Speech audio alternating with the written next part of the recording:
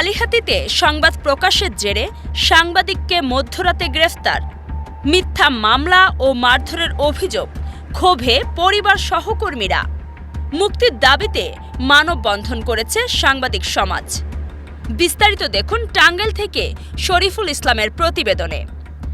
টাঙ্গাইলের কালিহাতীতে সংবাদ প্রকাশের জেরে দৈনিক নিরপেক্ষ পত্রিকার উপজেলা প্রতিনিধি ও কালিহাতী প্রেস ক্লাবের সদস্য জাহাঙ্গীর আলমকে মিথ্যা মামলায় ফাঁসিয়ে মধ্যরাতে মারধর করে গ্রেফতার করার অভিযোগ উঠেছে পুলিশের বিরুদ্ধে।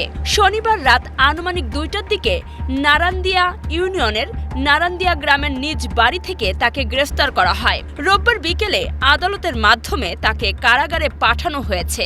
পরিবার ও স্থানীয় সাংবাদিকদের সূত্র জানায়, গত ২০শে আগস্ট শওকত তালুকদার তার স্ত্রীর বিরুদ্ধে ৩০ লাখ টাকা প্রতারণার অভিযোগ এনে সংবাদ সম্মেলন করেন। সেই সংবাদ সংগ্রহ ও প্রতিবেদন প্রকাশ করেন জাহাঙ্গীর আলম।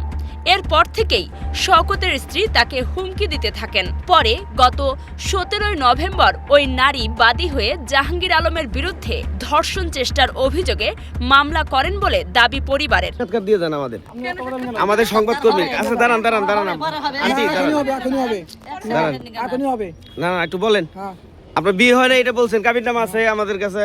জাহাঙ্গীর আলমের ছোট ভাই আলমগীর হোসেন বলেন, রাতের অন্ধকারে পেছনের গেট ও টিনের বেড়া ভেঙে পুলিশ ঘরে ঢোকে। কোনো কারণ না জানিয়ে আমাদের ভাইকে ধস্তাধস্তি ও মারধর করে তুলে নিয়ে যাওয়া হয়। আমরা এর ন্যায় বিচার চাই। তবে টাঙ্গাইল সদর মডেল থানার এসআই ও মামলা তদন্তকারী কর্মকর্তা রিপন কুমার দাস বলেন, আদালতের নির্দেশে মামলা এফআইআর করা হয়েছে এবং আইনগতভাবেই তাকে গ্রেফতার করা হয়েছে।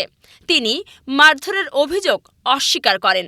যে কালকে তার বাড়িতে যাওয়ার পর তার যে কোলাপসিবল গেট টিনের এইটা আমরা ওভারকাম করার জন্য অনেকবার চেষ্টা করছি। পাশের বাড়ির তাদেরই আত্মীয় ডেকে নিয়ে কোন দিক দিয়ে ঢোকা যায় সেটার জন্য প্রচেষ্টা চালিয়ে তাকে নিয়ে যখন পিছন দিয়ে সরাইয়া টিন সরাইয়া ঢুকছি তখন সাউন্ড হয়ে সেরে তারা কিন্তু উঠে সেরে পুলিশ দেখছে, দেখার পর সুর কইছে, কোয়ার পর আমরা কিন্তু পুলিশ বলছি এবং পোশাক পরা পুলিশ। এ ঘটনার প্রতিবাদে সাংবাদিক জাহাঙ্গীর আলমের মুক্তির দাবিতে ৯ ডিসেম্বর মানববন্ধন অনুষ্ঠিত হয়েছে। মানববন্ধনে বক্তারা মিথ্যা মামলা প্রত্যাহার ও ঘটনার সুষ্ঠু তদন্ত দাবি করেন।